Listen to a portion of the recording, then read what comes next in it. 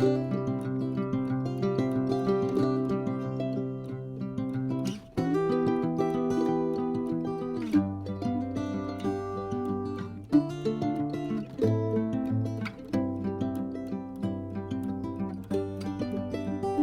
la noche Mank, el murciélago.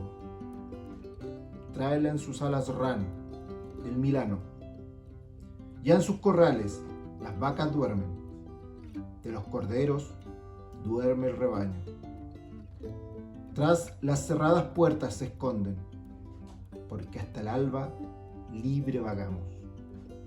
Esta es la hora, fuerza y orgullo, garra afilada, silencio cauto. Ya el grito suena, caza abundante, para el que observa la ley que amamos.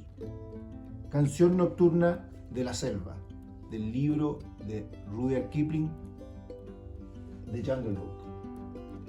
El día de hoy quiero hablarles de este libro, un libro mágico, inspirado en las selvas monzónicas de la India, que trata de un niño que es cazado por un tigre cojo y que llega a la cueva de la madre loba y que es adoptado por la manada de Seoní, una manada de lobos. Es criado como un lobezno más, como en el mito de Rómulo y Remo. El libro Las Tierras Vírgenes es uno de los libros más importantes de la literatura mundial. Su autor ganó el premio Nobel y lo obtuvo muy joven, un poco más de 40 años. Rudyard Kipling era un británico nacido en la India y se considera como uno de los defensores del imperialismo británico. De hecho, le hablaba y escribió un poema, porque también era poeta, de la carga del hombre blanco. Pero en particular esta historia de Mowgli, es una historia arquetípica y que no se puede desmenuzar en solo 15 minutos, así que voy a hablarles de su primer cuento, que es Los Hermanos de Mowgli. ¿Quiénes serían los hermanos de Mowgli? Serían esta manada de lobos, la manada de Seoní, que lo adopta, lo acoge y que de alguna manera lo protege de un tigre cojo que lo viene persiguiendo. Cuando llega Mowgli es apenas un bebé, un niño pequeño, que es adoptado por Raksha, la loba. Raksha significa el demonio, o sea, la loba es la personificación del diablo que lo protege este tigre que se lo quiere devorar. El tigre tiene la particularidad de ser uno de los últimos, o el último ser, el superpredador que depreda al hombre y que se lo come de manera natural. No así el león y otros grandes felinos, el tigre sí. Como parte de su dieta, se come al hombre. En este caso, este pequeño niño es la personificación del hombre perseguido, ¿cierto?, por el tigre que lo quiere devorar.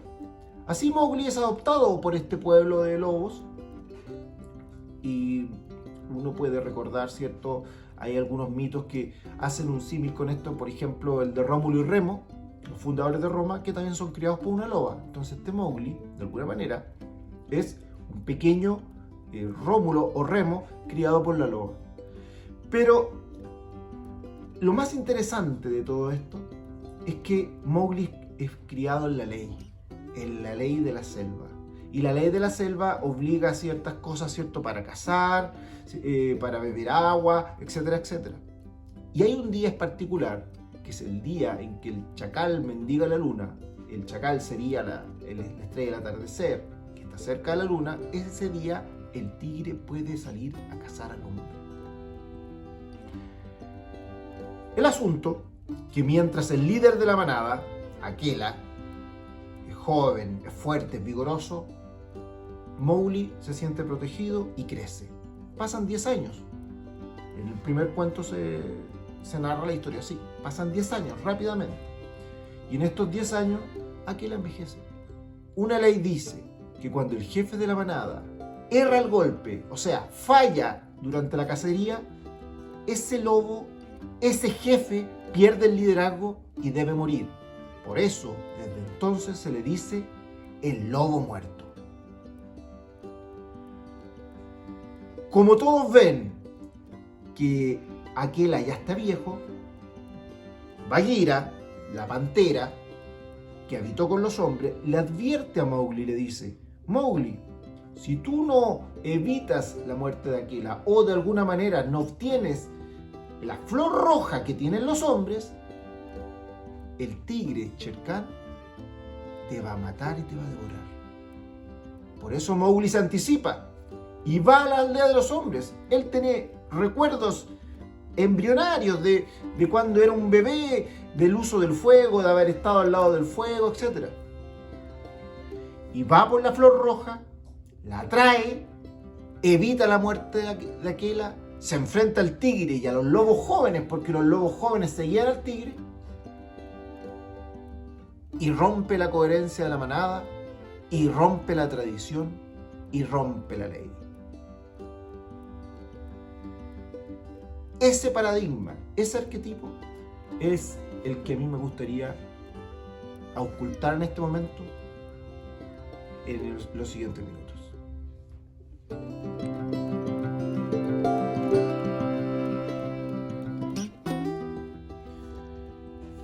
Voy a hacer un cruce y voy a tratar de unir ciertos símbolos, ciertos arquetipos, con un relato del libro de Nietzsche que aparece en Así habló Zaratustra, que son las 3 transformaciones del espíritu, con esta irrupción del niño, ¿cierto? Del niño Mowgli con la flor roja. Las 3 transformaciones del espíritu dicen así: cuando el espíritu se siente vigoroso y se siente fuerte, se transforma en camello. Y el camello dice: pongan sobre mi espalda todo lo que ustedes deseen, y se va al desierto con toda esa carga, con todo ese esfuerzo. Eso representa al hombre aguerrido, esforzado, al hombre moderno, ¿cierto? Pero cuando ya está en el desierto, sucede una segunda transformación, porque se dice: estoy cansado de llevar esta carga y me quiero transformar en león. Y cuando se transforma en león, aparece un dragón gigante, que es el dragón del deber, y le dice: no, vuelve a tu compromiso, pon toda esa mercancía en tu espalda y continúa tu viaje en el desierto. Y el león se opone al dragón y lo vence. Pero Nietzsche advierte, en Así habló Zaratustra, que no se puede permanecer siempre en el espíritu de león.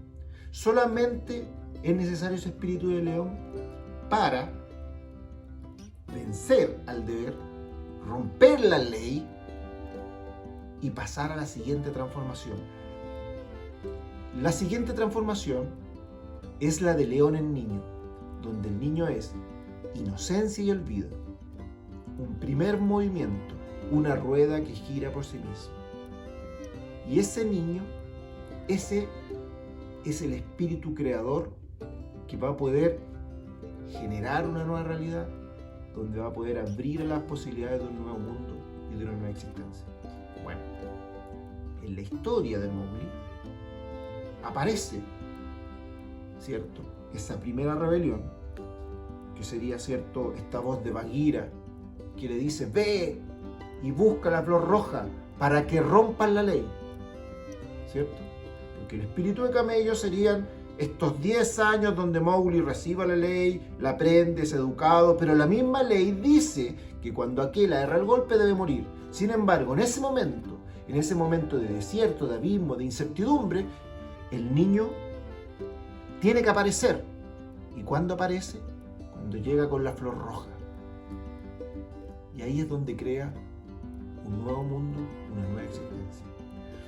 Yo a esto le he llamado la rebelión del cachorro humano. ¿Por qué la rebelión? Porque se opone a la ley. ¿Cuál es la ley?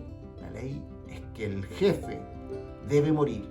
O en otras palabras, uniéndonos a otros arquetipos, el rey debe morir.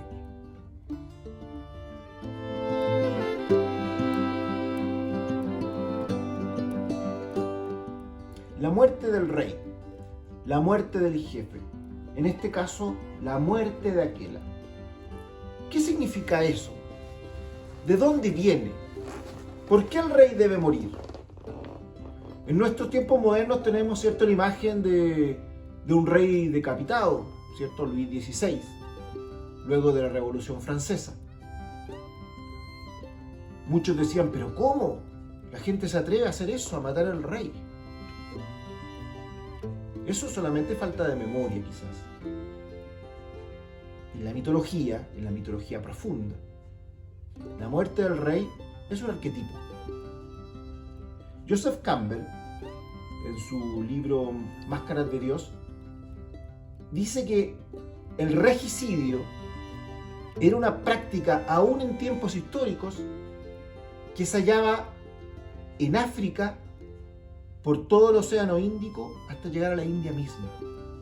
O sea, en la India habían antecedentes de regicidios que sucedían en un periodo de 12 años.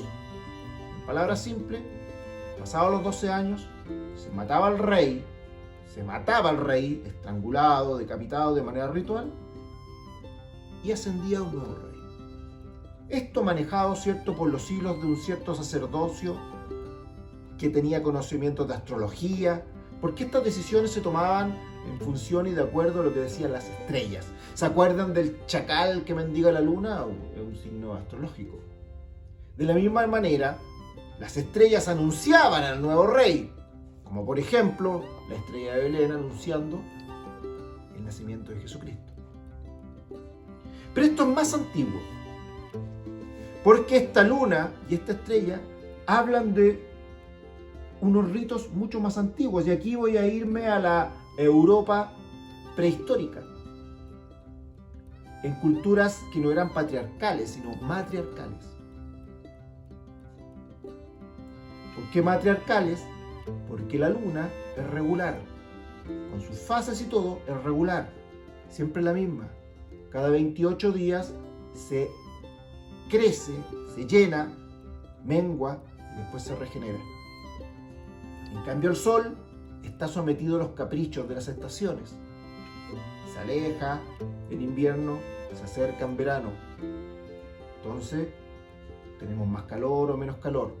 De alguna manera el sol crece, gana vigor y después muere. Entonces en las culturas matriarcales teníamos una reina que gobernaba de manera permanente, que todos los años estrenaba un nuevo rey.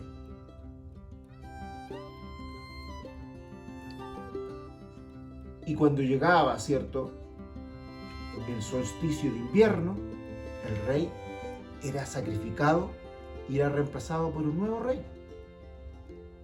Todos los años. Y este rito se mantuvo por milenios.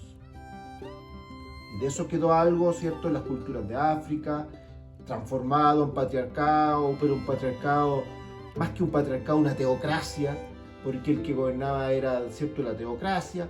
Llegó un momento que todo esto fue cambiando, todos estos mitos, por ejemplo, que venía Zeus y violaba, ¿cierto?, de distintas doncellas, era el patriarcado que venía a poner fin a todos estos ritos matriarcales, donde anualmente se daba muerte al rey.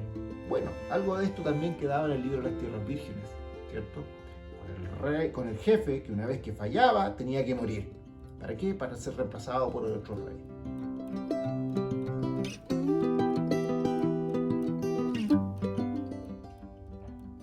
Al fin, los ancianos de la manada gritaron con voz tonante: «¡Dejad que hable el lobo muerto!». Cuando un jefe de la manada ha errado el golpe en la casa, dejando de matar la pieza que perseguía, recibe el nombre de lobo muerto en todo lo que queda de vida, que no es mucho, por regla general. Aquella levantó con aire de fatiga la cabeza, en que la vejez había impreso su sello. «Pueblo libre», dijo, «y vosotros también, chacales de Cherkán. Durante 2 estaciones os he llevado a la casa, y de ella os he vuelto sin que ni uno de vosotros cayera en trampa alguna o quedara inutilizado. Ahora he errado el golpe. Bien sabéis cómo vosotros mismos me llevasteis a atacar a un gamo que no había sido corrido previamente, para que así se viera más clara mi debilidad. Hábiles han sido vuestros manejos. Tenéis derecho a matarme ahora mismo aquí en el Consejo de la Peña. Por lo tanto, No pregunto más que esto. ¿Quién es el que va a quitar la vida al lobo solitario? Porque también a mí me asiste otro derecho, según la ley de la selva, el de exigir que os acerquéis a mí uno a uno.